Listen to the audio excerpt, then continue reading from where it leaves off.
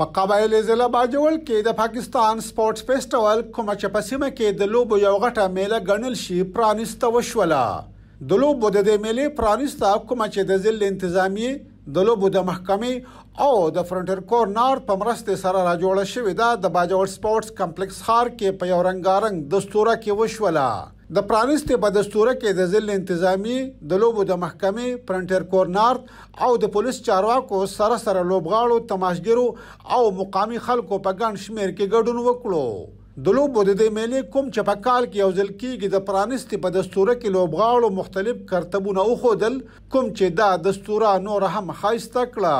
په باجوړ کې د لوبو د محکمې مشر یا ضلع سپورتس افیسر تاج محمد وزیر په دې هکله وویل چې په پاکستان سپورتس فیسټیوال کې به د کرکټ، فوټبال، والیبال، باسکټبال، بیډمنټن، هاکی او نورو لوبو سره یو شمېر روایتي لوبو مقابلې هم کیږي.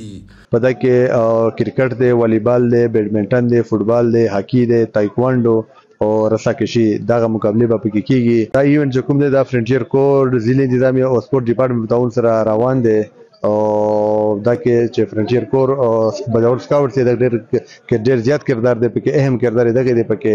د پاکستان سپورت فیسټیوال په نوم د لوبو د دې غټې میلې کوم چې بعد د روانې میاشتې د 21 نیټې پورې جاري وي د پرانیستې د دستوري په اخره کې مقامي فنکارانو د خپل فن مظاهره وکړه چې لوبغاړو او تماشګرو ډېره خوښه کړه.